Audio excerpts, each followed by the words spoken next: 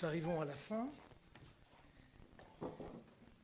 Le programme a été un petit peu modifié, je vous prie d'excuser le panel précédent, mais il se trouve que Raymond Soubi m'a téléphoné hier soir à 21h avec une voix d'outre-tombe et il m'a dit je ne peux plus parler, ce qui chez lui d'ailleurs est assez inhabituel. Et puis il a la gentillesse, je lui ai dit venez quand même, et puis vous verrez bien, et finalement il a la gentillesse de participer à cette dernière séance conclusive avec Marcel Gaucher. Donc nous allons essayer peut-être de rassembler les idées de ces 2 jours. Je voudrais juste dire d'abord à Jean-Michel Assery, qui est en face, qu'il a évidemment raison, et Françoise, comme toujours elle a raison, Françoise Sorette, sur l'idée que le titre, était évidemment provocateur. Les sociétés, d'abord, la réponse est contenue dans la question. Les sociétés vieillissantes sont-elles condamnées? Qui va se tirer une balle dans le pied? Donc, il était clair qu'il y avait cette espèce de vision optimiste, en tout cas proactive, et le titre avait juste pour objet d'attirer l'attention, d'attirer le public, et finalement, ça ne s'est pas si mal passé que ça sur ce plan-là. Ça, c'est ma première remarque. La deuxième, c'est que, en écoutant les uns et les autres, tout au long de ces sessions qui ont porté, au fond, non pas tellement sur la société vieillissante, mais sur la société occidentale, la France, plus précisément, si l'on essaye d'y réfléchir de près, dans les années qui viennent, non pas aujourd'hui, mais dans les années qui viennent, nous avons essayé de traiter, au fond, de la manière dont les équilibres allaient être modifiés, et allons-nous ou allions-nous trouver un nouvel équilibre, avec des thèmes qui étaient des thèmes tous problématiques. L'immigration, est-ce que c'est un facteur favorable ou défavorable? Je sais si c'est un sujet qui est un sujet délicat. Est-ce que, au fond, nous allons trouver les ressources dans le vieillissement d'une croissance nouvelle? C'est un peu le discours optimiste.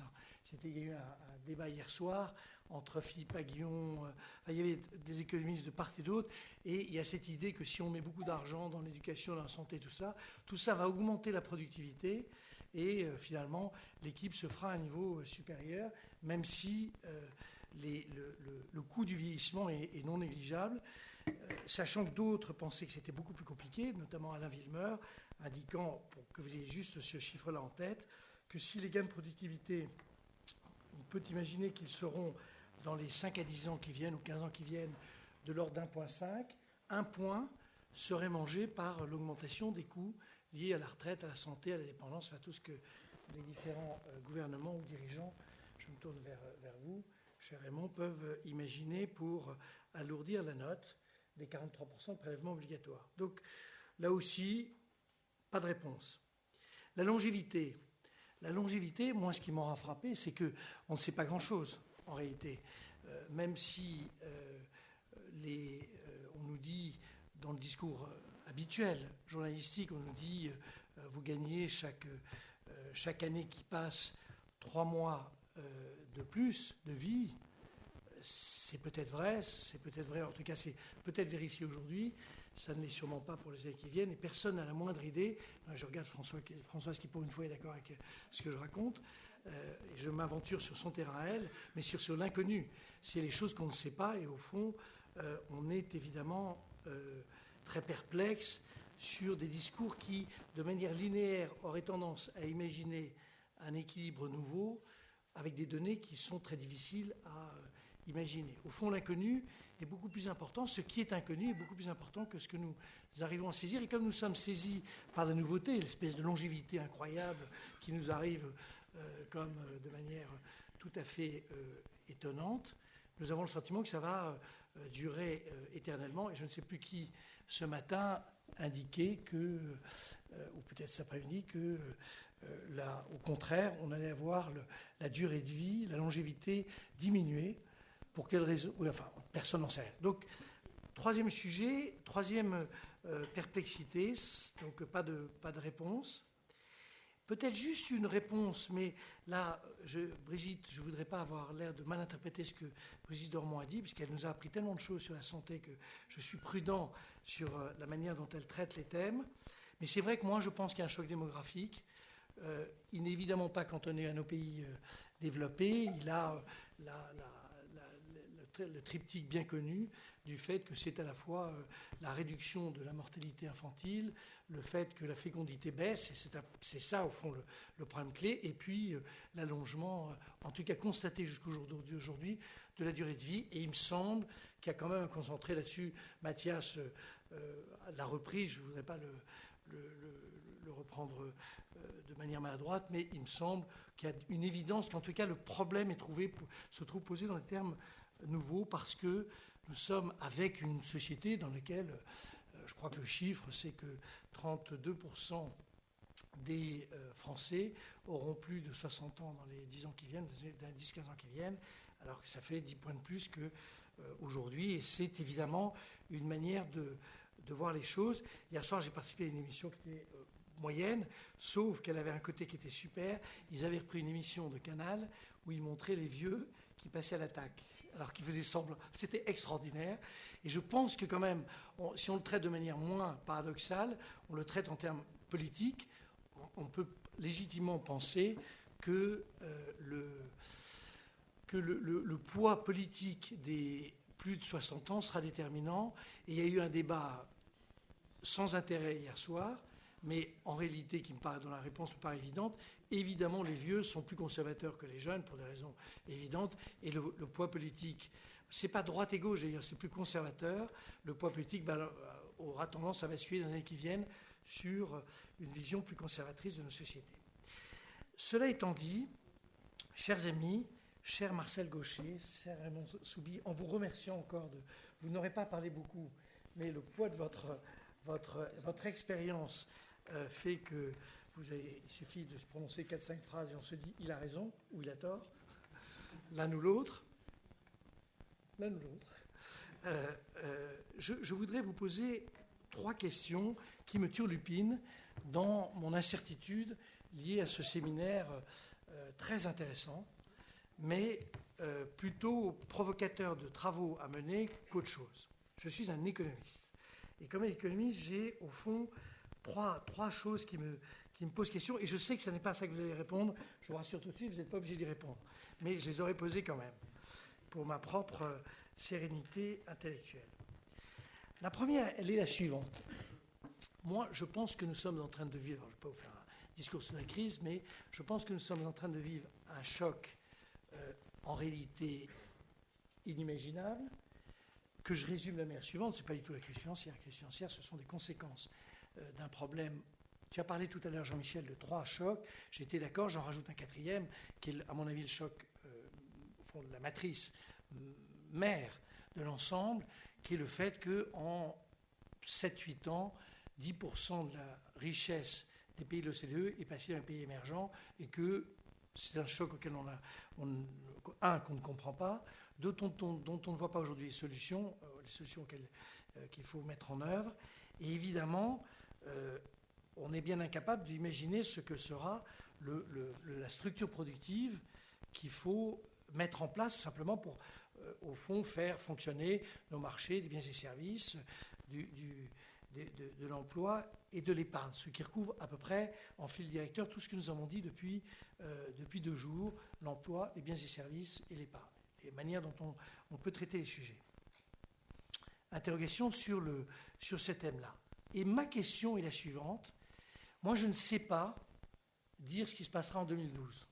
Je pense aujourd'hui que l'économie européenne, donc l'économie française, aura un taux de croissance en 2012 de 0,5. C'est qu'on est vraiment parti dans les ennuis. Et que notre course à plus tu es austère, meilleur tu es, va nous conduire à en tout cas, pas la catastrophe finale, mais une difficulté majeure. Est-ce qu'une société vieillissante, que je définis comme étant la part des plus de 60 ans, disons, encore qu'on se sente tous les trois très jeunes, mais disons les gens peut-être hors d'activité, donc ça nous élimine tous les 3, donc c'est sympa. Est-ce qu'une société vieillissante est apte à imaginer une réponse ou un rebond à une crise à laquelle nous sommes soumis? C'est l'interrogation qui m'empêche en réalité de dormir. Deuxième interrogation, qui est reliée à la première, mais qui n'est pas exactement la même. Et hier soir, c'était très frappant de voir qu'il y avait ces deux. Il y avait une très gentille, vous avez nommé là, une secrétaire d'État à la cohésion sociale, qui est une madame. Elle est très très sympathique, très sympathique. Un peu, elle est jeune, donc elle sort un peu son baratin, mais elle est sympathique. Et elle, son job, c'est la dépendance. Est-ce que tout ce que nous sommes en train de faire n'est pas, et notamment l'affaire de la dépendance, que vous avez boosté, parce que on peut trouver une solution. Alors je vais vous dire, je suis un peu politicien en affaires, parce que vous trouvez une solution dans l'année qui vient, enfin en sortir quelque chose. Or si je dis le régime de croissance des années 2020, ça c'est autre chose. Est-ce qu'on n'est pas en train d'enfoncer un clou ou une sorte de mur entre les générations? Est-ce qu'on n'est pas en train de renforcer de manière massive un conflit intergénérationnel que je sens, qui est mesurable par des tas de points? Au passage, cher Raymond, mais vous n'étiez pas en charge du sujet, ou si vous l'étiez, ça vous a échappé. J'étais très favorable à ce que Pierre Cahuc avait proposé, j'espère que ça reviendra, sur le contrat unique, parce que je pense que coller tous les jeunes en CDD, en stage, en CDD, puis des CDD, puis des re-CDD, puis ceci, c'est pas une bonne manière d'accueillir les gens. Deuxième, et je pense qu'on va faire la même chose, mais pas avec les CDD. Je pense que les CDD, c'est un énorme problème de la société française. Troisième sujet, et après, je vous laisse la parole, mais c'est les questions qu'un économiste se pose.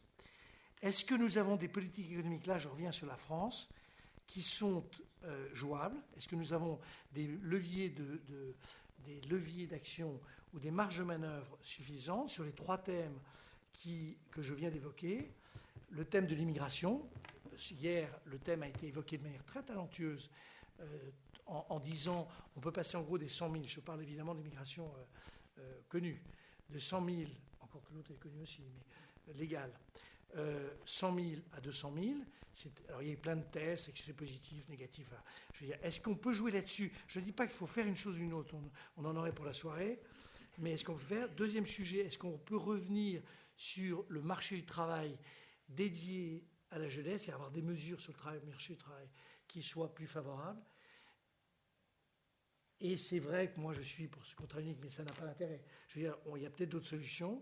Et troisième aspect, est-ce qu'on doit privilégier cette affaire de dépendance, c'est-à-dire dans l'année qui vient rajouter, on a dit les chiffres, on les a tous en tête, hein, c'est 10 milliards d'euros de plus, étalés, ça fait quand même un petit poids de PIB, de prélèvement obligatoire de plus. Est-ce que c'est vraiment l'urgence, ou est-ce que ce que expliqué de manière sympathique pour le personnage, c'est pas tout à fait négligeable ce que je viens de dire, Emmanuel Todd hier, en disant il faut d'abord traiter les problèmes des jeunes. Il y a une sorte de chronologie, on traite d'abord les problèmes des jeunes et on traitera les problèmes de vieux après, alors que la dépendance, c'est à l'évidence de réinverser ou d'aller dans le sens habituel de ce sens-là. Je conclus juste en disant que ces questions, vous n'êtes pas du tout obligé d'y répondre. En plus, je ne vous les ai pas suggérées. Elles sont un peu politiques, donc je taquine un peu Raymond Soudibi, dont je rappelle qu'il fut le penseur d'une large partie politique sociale de notre pays, puisqu'il le rappelait, j'avais oublié, mais il a démarré avec plusieurs premiers ministres, mais il a démarré avec Jacques Chirac, premier Jacques Chirac 1, puis Raymond Barre, ce qui est quand même, pour les économistes comme moi, très, très respectable. Très respectable, il y a Mendès France, Barre. Ah bon, puis le président actuel, vous avez largement joué ce rôle de logique de politique sociale avec de grands succès et puis des choses qui sont plus... Enfin, tout est discutable dans la vie. Et Marcel Gauchet, qui est un philosophe ultra connu et qui vient de sortir sur le totalitarisme une somme que chacun peut acquérir. pour la modique somme de... Et si vous en achetez 10, le 11e est gratuit. Voilà. Qu'est-ce qui veut commencer? Et vous n'êtes pas obligé de répondre à mes questions. En fait, c'était ma propre conclusion interrogative sur les 2 jours de cette semaine. Peut-être, oui, parce qu'il faut qu'il tienne le choc. Le choc, c'est ma voix. Non, ça tient, ça marche mieux. Ça marche mieux grâce à vous. Vous avez posé beaucoup de questions. Oui. Pas répondre à toutes les questions. Non. Bon, il y a un premier point qui est d'ailleurs pas une question, mais une affirmation de votre part, à savoir que le choc important des 7-8 dernières années, c'est le basculement vers les pays émergents. Eh bien, je suis exactement de votre avis. Je crois que ce qui s'est passé à l'occasion de ce qu'on a appelé la crise mondiale et un peu avant, c'est beaucoup moins la crise mondiale et tout ce qu'elle signifie par elle-même que le basculement du monde. Et qu'on n'a pas les réponses aujourd'hui face à ce basculement du monde. Et la question est de savoir si nos sociétés occidentales l'acceptent ou ne l'acceptent pas. D'ailleurs, sont-elles en position de ne pas l'accepter? Non. Et dès lors qu'elles le constatent, qu'est-ce qu'elles font? Est-ce qu'elles se replient dans des réflexes protectionnistes qui, à mon humble avis, vont être très forts au cours des prochaines années, même si la règle commune en Europe d'apparent bon sens est de dire non à ça? Est-ce qu'on ne va pas arriver à des conséquences sociales de cette situation de basculement telle qu'on va avoir une résurgence formidable des politiques protectionnistes, avec des conséquences très importantes sur les taux de croissance, sur l'affaiblissement des moyens qui seront disponibles pour les politiques sociales. Et si ce n'est pas ça, c'est se mettre en position d'être aussi bon qu'eux, les pays émergents. Or, se mettre en position d'être aussi bon qu'eux entraîne toute une série de conséquences en termes de politique industrielle. Lorsque vous rencontrez, par exemple, des industriels de l'automobile, ils vous disent 80% de l'accroissement du marché mondial au cours des 20 prochaines années, c'est la Chine, la seule Chine. Par conséquent, la seule survie des groupes automobiles, c'est d'être en Chine, de s'installer en Chine, de produire en Chine. Mais tout ceci, quoi qu'il raconte officiellement, a des conséquences considérables sur les pays européens et plus généralement sur les pays occidentaux. Comme ça a aussi des conséquences énormes sur les structures sociales et les modèles sociaux. Et je crois que les réponses de nos sociétés occidentales vont osciller ou mêler peut-être le désir de faire aussi bien qu'eux, donc de se combattre dans un système de libre-échange, mais avec des conséquences énormes, et puis de refuser ces conséquences et d'avoir des réflexes protectionnistes qu'on avait quand même abandonnés à ce degré depuis beaucoup d'années. Et dans les 2 cas, ça change beaucoup de choses. Pour répondre à votre... Tant que j'ai ma voix, je poursuis, mais Marcel Gaucher me pardonnera parce qu'elle va brusquement me lâcher, comme elle me fait, elle m'en donne l'occasion ces temps-ci. Vous avez posé aussi la question jeune-ancien. Est-ce qu'au fond, nos sociétés n'en font-elles pas trop pour les anciens? Vous l'avez dit comme ça. Pas comme ça, mais c'est ce que ça voulait dire. Et pas assez pour les jeunes. Et vous avez cité 2 exemples concrets. L'un, l'exemple de la dépendance, et le second, l'exemple du marché du travail. Et je crois que les 2 sujets sont de nature extrêmement différente. Là, je parle sous le contrôle de Françoise Forette, mais la nécessité absolue des politiques pour lutter contre la dépendance vient à la progression irrésistible de celle-ci au cours des prochaines années, même si elle ne touche qu'une partie des personnes dites âgées ou dites seniors. Je crois, je parle sous votre contrôle, je crois qu'il y a 25% des gens aujourd'hui autour de 60 ans qui risquent fort d'être moyennement dépendants et 15% qui risquent d'être fortement dépendants. Alors on peut dire 15% c'est faible, mais en même temps c'est un risque considérable. Donc on ne peut pas ne rien faire sur la dépendance. Et la question est de savoir comment l'on fait. En clair, s'il y a des systèmes, tout ce que je dis, je le mets, ayant quitté ma maison mère il y a quelques jours, sous ma propre houlette. Soit il y a des systèmes basés sur des adhésions individuelles, auquel cas on n'y arrivera pas, parce que ça touche une trop petite partie de la population, et que les gens s'en apercevront trop tard pour pouvoir réellement prendre les dispositions. Ou bien on a des systèmes quasi obligatoires depuis un âge tendre, 30 ans, 35 ans, auquel cas ça ne coûte pas cher. Ça coûte très bon marché. Mais ça coûte très bon marché si c'est obligatoire. Donc le débat sur la dépendance, il est soit c'est facultatif, et alors ça va coûter très cher, ou fiscalement très cher, ou bien on le rend obligatoire.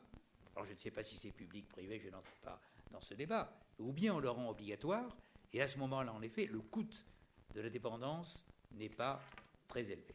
Quant à la question du contrat unique, ce sujet entre nous, le problème du contrat unique, c'est qu'il est unique. Je m'explique. Si on a un contrat unique, on a un contrat à durée indéterminée pour les jeunes. On a un contrat à durée indéterminée pour les moins jeunes, je dirais pour la génération installée. Le problème, c'est qu'on ne peut pas aligner le CDI des jeunes sur le CDI de la génération installée. Il faut trouver un contrat unique du troisième type. Et donc le problème n'est pas un problème économique, n'est pas un problème juridique, c'est celui de l'acceptation par la génération installée d'accepter de faire des sacrifices ou des renoncements au profit de la génération qui va s'installer. Alors tout le monde dit c'est évident. Croyez-moi, regardez les enquêtes, c'est pas du tout évident. C'est pas du tout évident. La vie est courte. On n'a qu'une vie. On tient aux droits que l'on a. Bon, et on n'a pas envie d'y renoncer comme ça. Donc le problème du contrat unique, c'est pas le problème du contrat unique, c'est le problème de la capacité qu'a la génération installée de renoncer à un certain nombre de droits. Et, je dirais, des politiques de convaincre la génération installée de renoncer à un certain nombre de droits. On ne peut pas faire du CDI actuel le contrat unique. Donc ça veut dire quand même une modification profonde du marché du travail qui, là, dans l'instant, serait vécue par les organisations syndicales, appelons les choses par le nom, comme une effroyable régression. Hein, c'est ça la question. Et enfin, et je termine là-dessus. Vous avez dit à un moment, est-ce que le fait qu'on ait plus de personnes âgées dans la population, ça rend le pays plus conservateur ou moins conservateur? Vous opiniez pour dire plus conservateur. J'opine comme vous, mais j'ai un doute sur ce vers quoi j'opine. J'ai un doute, parce que quand on regarde, au fond, ce que pensent les seniors, encore qu'il y ait différentes catégories de seniors, au-delà de 60 ans, on devrait les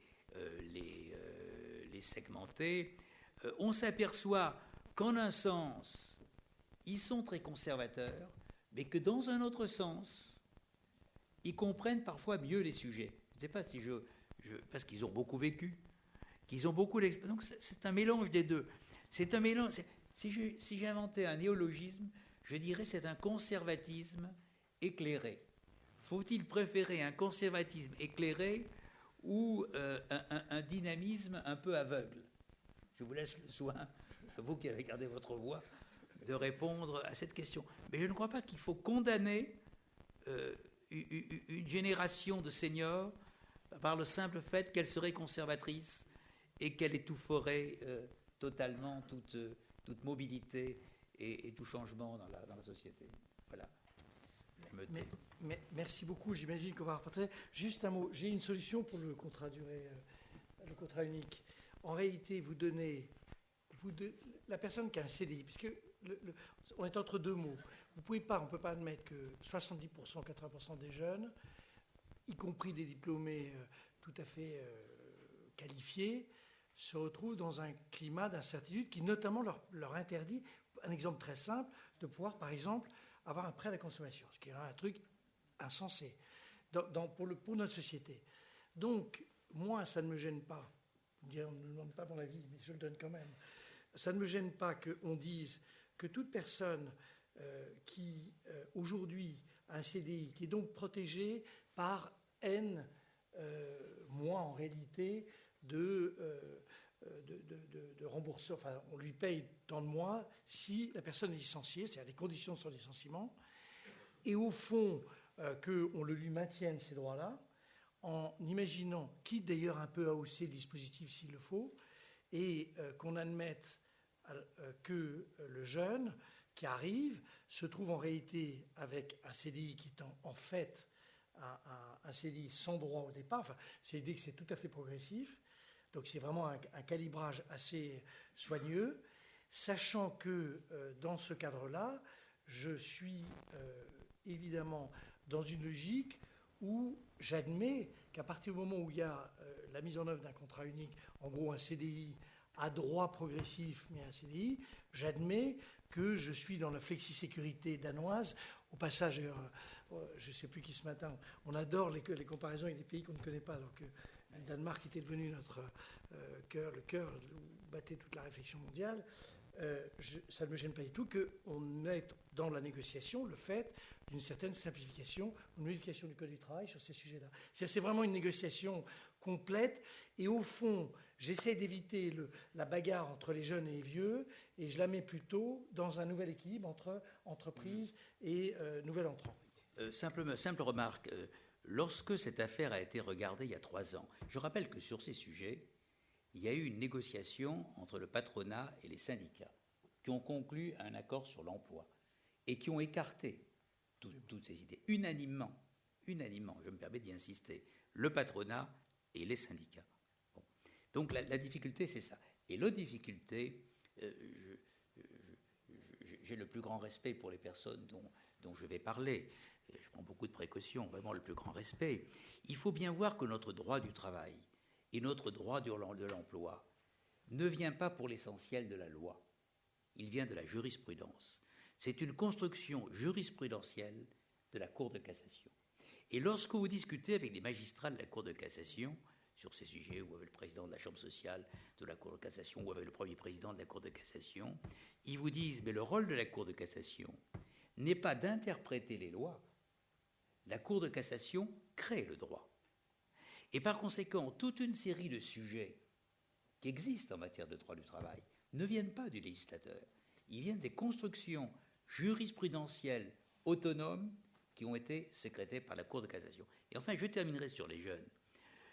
Lorsqu'on dit les jeunes ont des débuts d'activité précaires, c'est vrai en moyenne et globalement. Ce n'est pas vrai de tous les jeunes. Et par exemple, vous avez un système qui n'est pas assez répandu en France, qui est celui des formations en alternance, qui sont l'apprentissage ou les systèmes de contrats de professionnalisation qui existent dans l'entreprise. Quand vous regardez les cohortes qui passent par ces systèmes-là, vous vous apercevez que 70% des jeunes qui en sortent arrivent très très vite à un CDI. Et que l'un des grands problèmes, le problème des jeunes par rapport aux seniors n'est pas seulement un problème de droit du travail et de contrat, c'est un problème de formation et d'insertion des jeunes sur le marché du travail. Et je dirais, plus encore, de coupure traditionnelle dans le système français entre l'éducation nationale et l'entreprise. Je crois que c'est un vrai grand sujet aussi. Écoutez, d'abord, un grand merci d'avoir cette voix chaleureuse. C'est typiquement pour vous. Chaleureuse. Et je cède à une autre voix tout aussi chaleureuse, à Marcel Gaucher.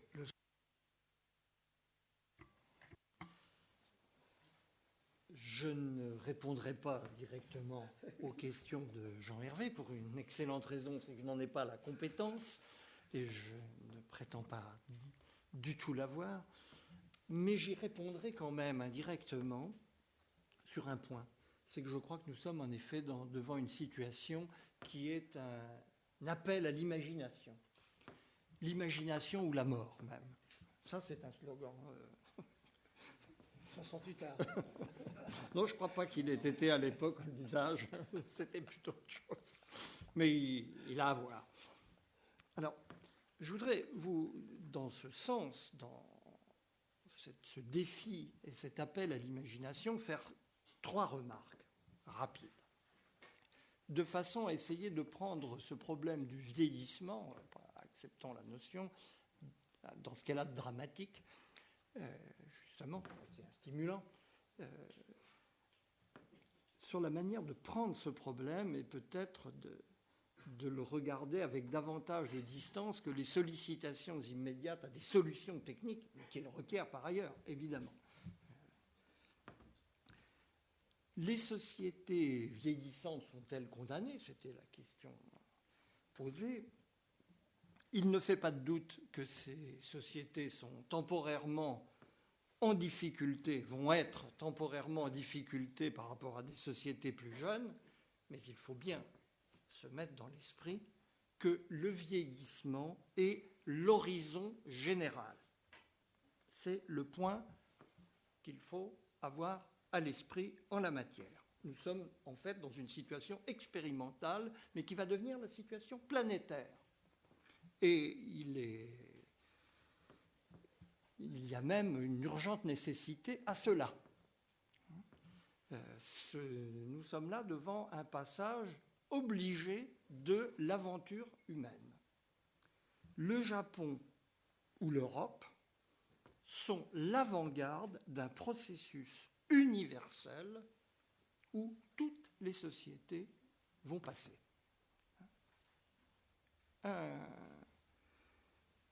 Et nous pourrions même espérer que ce vieillissement s'accélère, parce que ce qu'il engage, c'est la masse démographique humaine sur la planète.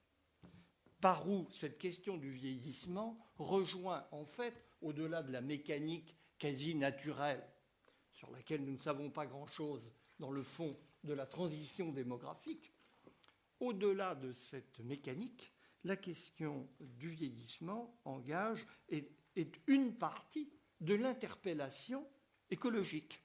Nous touchons à une limite. C'est, vous le savez bien, comment songer sérieusement à réduire l'empreinte écologique de l'espèce humaine sur l'écosphère sans réduction de cette masse démographique qui a connu au XXe siècle, c'est un des traits frappants de ce siècle, un accroissement exponentiel. Je n'ai pas besoin de vous rappeler les chiffres, ils sont aisément accessibles. Je crois que ce point représente pour les économistes une grave interpellation. Les modèles, nos modèles de croissance, généralement acceptés, sont construits sur un implicite, qui est la croissance démographique. Mais la croissance démographique, jusqu'à quel point peut-elle se poursuivre?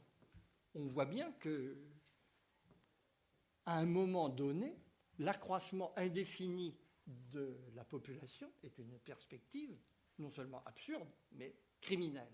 Employons le mot, nous avons tous les éléments qui nous permettent déjà de l'apprécier. C'est une myopie catastrophique, comme si la population du globe pouvait augmenter indéfiniment.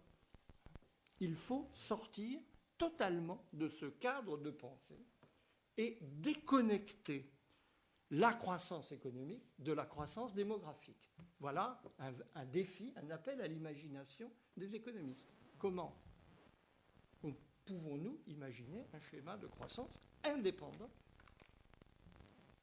admettant une population ou stable, voire en déclin? Deuxième observation, cela a été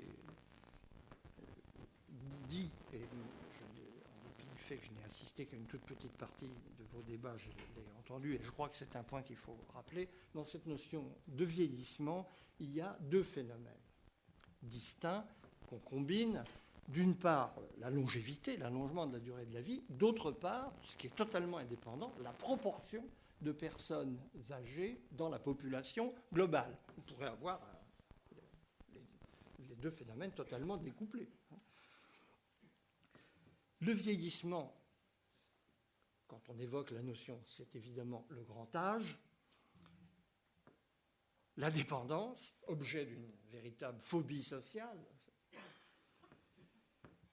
Les coûts médicaux, mais c'est aussi autre chose.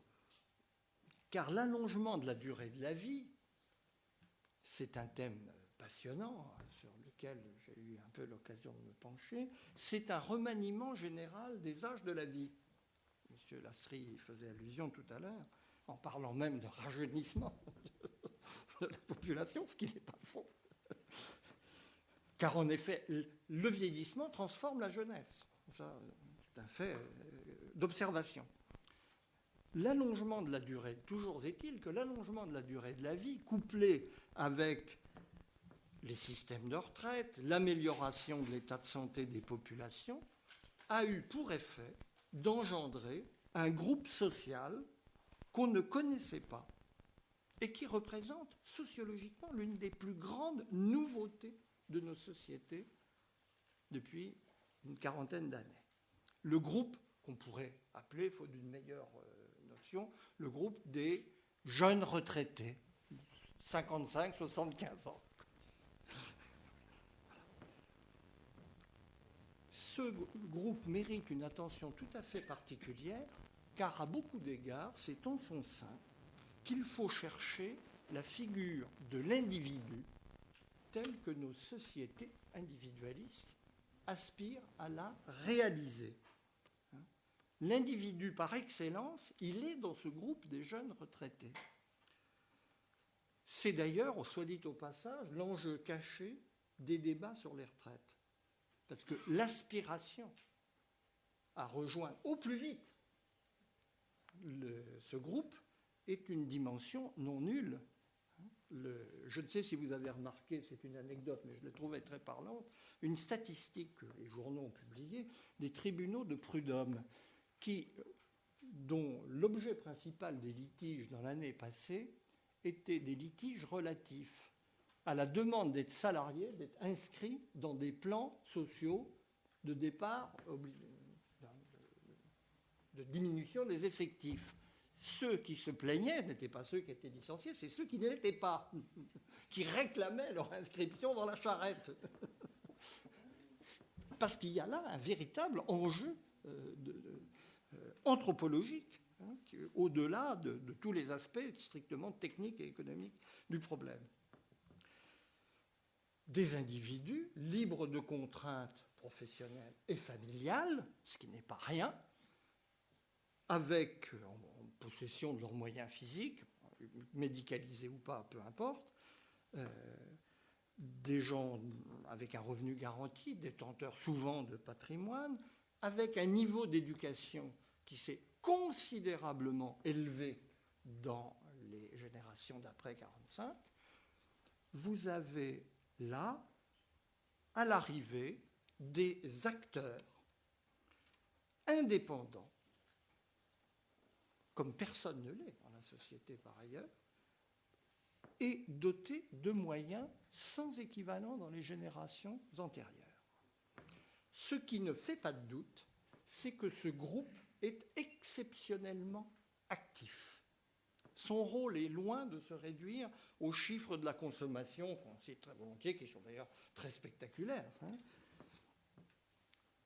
On est émerveillé d'apprendre que 50% des produits de beauté vont aux seniors. Bon, c'est un chiffre qu'on ne penserait pas a priori, mais qui fait rêver. Je ne parle pas même du tourisme de masse, etc. À côté de tout cela, c'est aussi un groupe clé dans la vie politique, associative et culturelle du pays. Enlever ce groupe du personnel municipal, associatif, de la fréquentation des manifestations culturelles, et vous verrez les rangs sérieusement s'éclaircir d'un coup. C'est la population qui se dévoue le plus volontiers à toutes sortes de causes et de tâches. Et de ce point de vue, le tableau des activités de ce groupe reste à faire. La question par rapport à cet état de fait me paraît être comment, c'est une question aux économistes, comment transformer ce potentiel considérable d'activité en utilité sociale et en valeur économique, autre que la consommation et la rente, car à l'évidence, il ne s'y réduit pas. Troisième et dernière observation, des sociétés vieillissantes, tout le monde l'a à l'esprit, sont condamnées à d'importantes fractures et à des conflits d'un genre inédit, y compris dans la manière dont ils se manifesteront. Nous ne verrons probablement pas des défilés de jeunes entre la Bastille et la République contre les vieux. Ce n'est pas comme ça que ça se passera. Mais conflits et fractures, il y a et il y aura. Mais il y a une issue possible à ces conflits. Ces conflits vont remettre à l'ordre du jour, sous un aspect qu'on ne connaissait pas, la question de l'égalité. Osons prononcer ce gros mot. Toutes les forces à l'œuvre depuis les années 1970, la crise qui s'est déclarée à l'époque, la globalisation, pour résumer, la globalisation par en haut, l'individualisation par en bas, ont conspiré à éjecter cette dimension qui était centrale dans la politique d'après-guerre. Les 30 Glorieuses, c'est l'âge d'or de la valeur égalité dans nos sociétés. Nous sommes dans un moment inégalitaire. Pas des économistes que je vais rappeler les chiffres en la matière et la dynamique qui est là derrière. Mais le vraisemblable, je parle prudemment, le vraisemblable est que nous allons revenir vers l'égalité en fonction de deux impératifs. L'un sur lequel je ne m'étends pas, mais je le mentionne, l'impératif de cohésion territoriale, contre les dynamiques de métropolisation qui concentrent la production de richesses dans une très petite partie du territoire. Économiquement parlant, en France aujourd'hui, d'après les gens qui s'y connaissent, pas plus de 20% du territoire est un territoire économiquement utile. Et le 80% qui reste, on en fait quoi ? Second impératif, l'impératif, là nous sommes en plein dans notre sujet, l'impératif d'équité intergénérationnelle. Le choix sera entre le maintien ou la disparition des systèmes sociaux. De très puissantes forces conspirent, non pas à les détruire, car aucun gouvernement, pour des raisons politiques évidentes, ne tirera un trait de plume sur eux, mais à les vider de substance. C'est la pensée derrière de beaucoup d'acteurs, d'ailleurs, dans le cadre européen, en fonction même de la situation dont nous sommes partis, de chute brutale, de transfert brutal du nord vers le sud, pour parler simple, et d'ailleurs inexactement, mais peu importe, tout le monde voit de quoi il s'agit. C'est d'ailleurs, entre nous, là aussi, remarque incidente, un des facteurs principaux de défiance envers les politiques dans nos sociétés. C'est-à-dire, ils ne disent pas ce qu'ils ont derrière la tête parce qu'ils savent très bien que tout ça va mal tourner. Donc, on ne peut pas alerter les populations, mais on sait qu'ils sont au courant, nous aussi, donc on ne les croit pas. Mais si ces systèmes doivent perdurer, leur pérennité imposera de reposer à nouveaux frais, et là, il faut un effort considérable d'imagination par rapport à ces discussions techniques dans lesquelles nous sommes englués, reposer à nouveau frais et dans une forme beaucoup plus large et beaucoup plus profonde qu'on ne l'a fait jusqu'à présent, la question de l'égalité au cœur de nos débats politiques. Je vous remercie.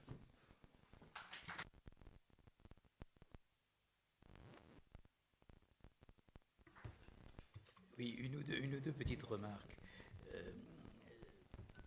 Quand on regarde, il y a des enquêtes sur 20 ans qui, pour la première que je veux citer, concernent les deux concepts ou valeurs de liberté et d'égalité.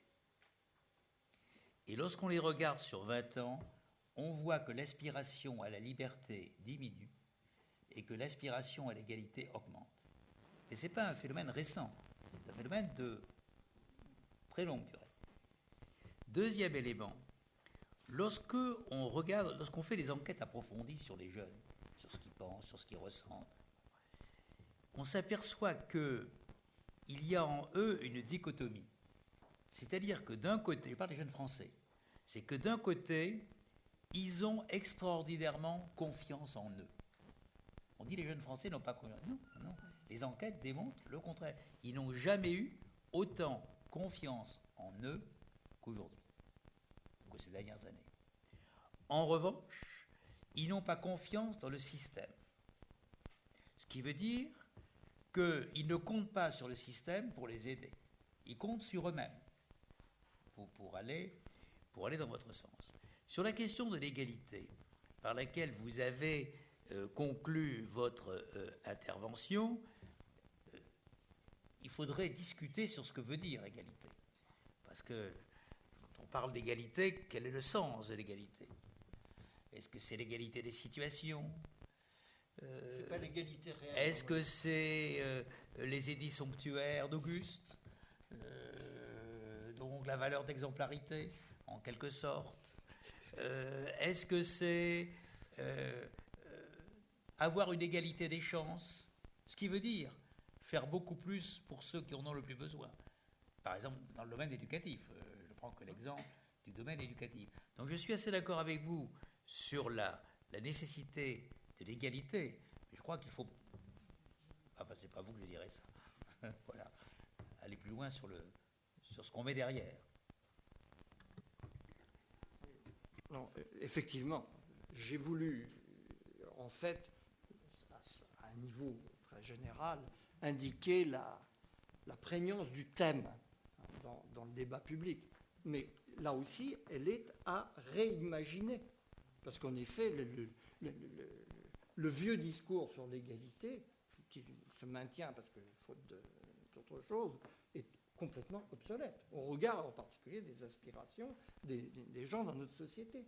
Et effectivement, ils sont sur ce thème dans une attitude totalement ambivalente. Ils ne veulent pas de la vieille égalité, mais ils sont pour une égalité compatible avec leur liberté. C'est ça le thème sur lequel il faut faire effort d'imagination, justement, y compris dans les mécanismes. Juste pour conclure une petite question simple, mais vraiment qui suppose juste une réponse par oui ou par non. Vous êtes content finalement de cette affaire de retraite? Je vais vous répondre. S'il faut répondre par oui ou par non, je vais forcément vous répondre oui.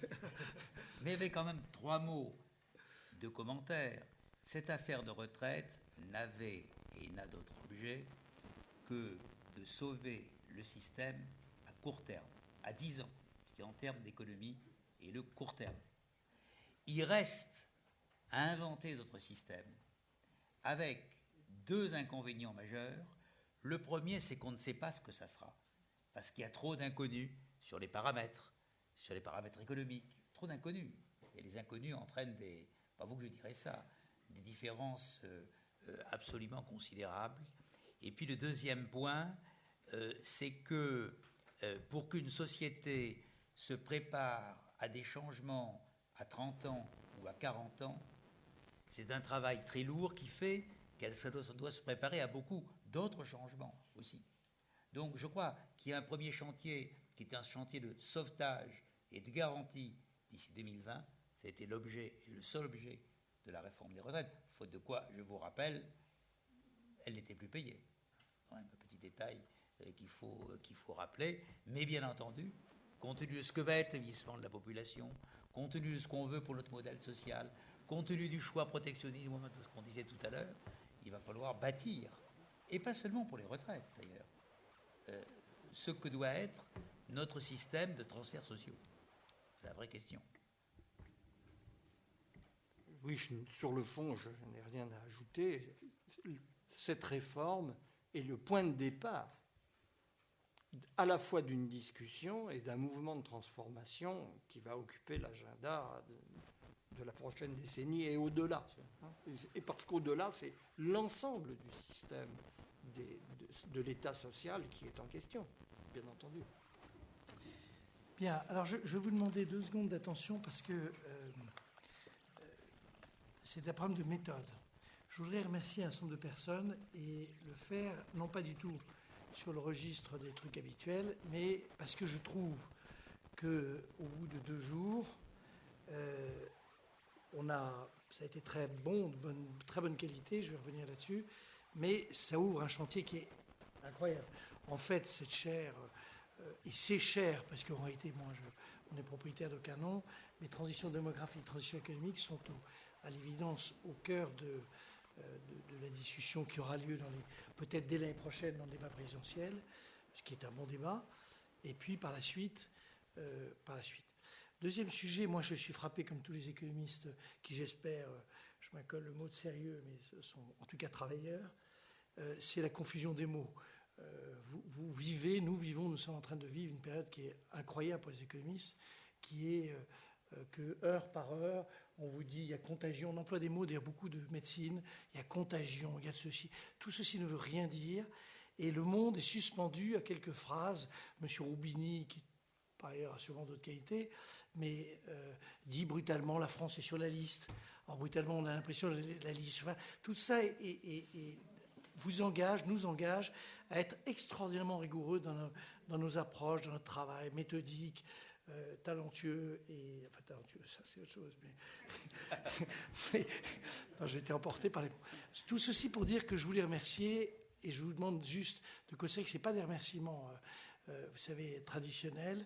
Je voulais d'abord remercier ce qu'on appelle l'Institut Louis Bachelier, que moi j'appelle plutôt la Fondation du risque. C'est présidé par André Levilland, c'est Jean-Michel Béaco, il y a Bertrand Villeneuve. C'est quand même 6 chaires, 7 chaires ou 8 chaires. Et quand on regarde les chaires qu'il y a, c'est top de chez top. Dans l'Institut Louis Bachelier, c'est plus large. Il y en a une vingtaine, tu l'as répété hier. Il y a Jean-Michel Lasserie, c'est la chaire sur le développement durable. C'est vraisemblablement une chaire un peu comme la nôtre, au cœur des discussions d'aujourd'hui. D'ailleurs, c'était très frappant qu'on ait pu, au fond, évoquer des thèmes convergents. Il y a la chaire Brigitte Dormont sur la santé. Brigitte, si elle m'autorise à dire ça, mais c'est elle qui a sorti il y a 4-5 mois l'idée, au fond, que personne ne savait, c'est que l'accroissement des dépenses de santé n'était pas lié au vieillissement, mais était lié, en réalité, au type de traitement, de la technologie. Et tout ce genre de choses nous amène à nous dire, il y a beaucoup de choses que nous ne savons pas. Ça n'est pas grave de ne pas savoir, mais c'est important de savoir qu'on ne sait pas.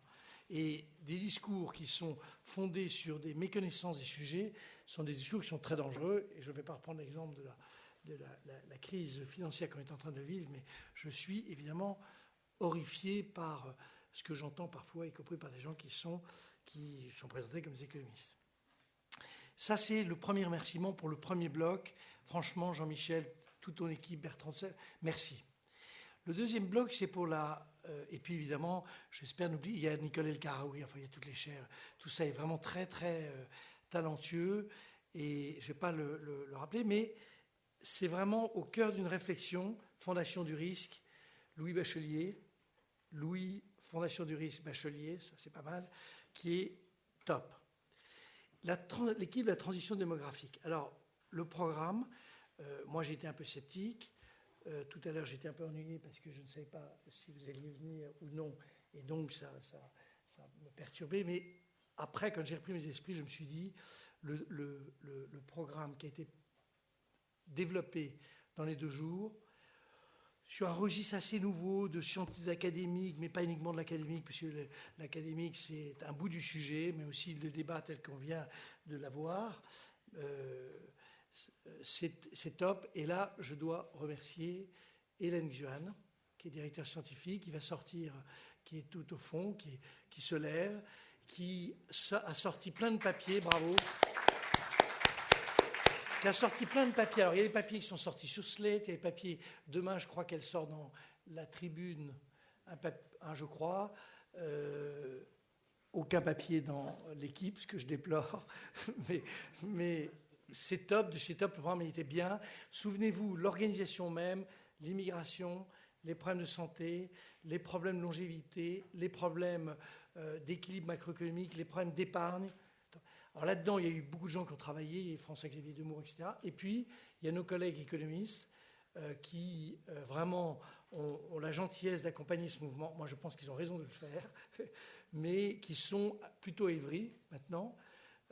C'est Jérôme Glachan et Lionel Rago, qui sont 2 professeurs d'économie très talentueux, à la fois sur les problèmes d'immigration et les problèmes d'épargne. Alain Villemeur, qui est membre de l'équipe, Jacques Pelletan.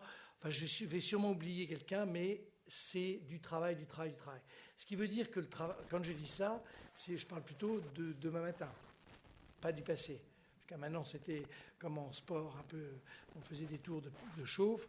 Il faut bosser sur ces sujets si on veut être compétent. Et au fond, remettre sur nos sujets, la science économique a eu un peu tendance à s'écarter de nos problèmes, c'est les problèmes qui intéressent les gens, les problèmes que vous traitez, l'épargne mondiale, l'épargne française, l'immigration, ces sujets, l'équilibre, ces sujets majeurs. J'allais oublier dans toute l'équipe donc d'Hélène et François-Xavier Demour, il y a Marie-Amélie, on me montre Marie-Amélie, oui.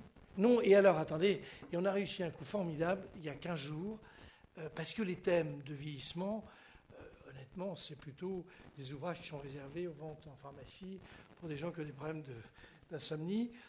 Et on a eu la chance, François-Xavier Albouy, je l'ai oublié, mais enfin il a été très cité tout à l'heure, et on a eu la chance de faire venir, de nous associer depuis 3 semaines, Isabelle Clapp, qui s'occupait des problèmes de communication à la FFSA.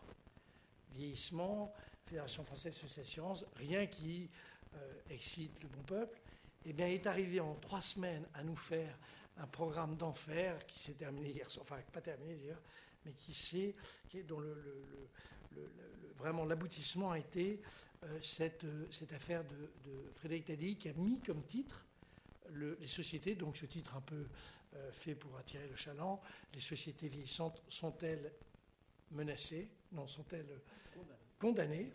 Non, j'avais pensé à menacer, mais bon, condamnées. Et donc, merci Isabelle. Je disais tout ça parce que c'est vrai qu'on remercie toujours les gens, mais en réalité, mes remerciements sont des remerciements assez exigeants de me dire, derrière tout ça, quand je vois le boulot qu'il y a à fournir, si on arrive, et je l'ai oublié André Masson, pardon, il peut y en avoir 1 ou 2 qui vont me casser la tête à la sortie, mais ce que je voudrais qu'on retienne, c'est que jamais les économistes se sont trouvés confrontés à une série de difficultés, d'incompréhension. Les économistes sont incapables d'aujourd'hui d'imaginer ce que sera le monde dans 2-3 ans. Ils sortent beaucoup de vanités, ils sortent des milliards de pages qui ne servent absolument à rien. Et en réalité, mon discours est inlassablement celui de dire nous avons une matière qui est incroyable, qui est une matière qui, en plus, qui n'est pas abstraite, qui est une matière du flux des capitaux, des flux des hommes et des femmes, du flux des emplois, du flux de tout ce qui est en train de se passer sous nos yeux. Et nous, modestes petites chaires, transition démographique, transition économique, si on peut arriver à fournir 1 ou 2 pièces qui viennent compléter les travaux exceptionnels, et c'était vraiment fait pour la diplomatie, d'Anne-Marie Guimard et de François Sorette, désormais économiste, moins bonne en médecine, mais très bonne en économie, on aurait l'impression de ne pas avoir perdu notre temps. Je vous remercie, et évidemment, avec vous, si vous le voulez bien, avec votre voix que vous avez retrouvée, votre voix au sens évidemment symbolique, que vous n'avez d'ailleurs jamais perdu. C'est ce que j'ai voulu dire en faisant votre rôle comme conseiller social. J'espère qu'on pourra se retrouver l'année prochaine et je vous remercie infiniment de votre attention et de votre amitié. Merci.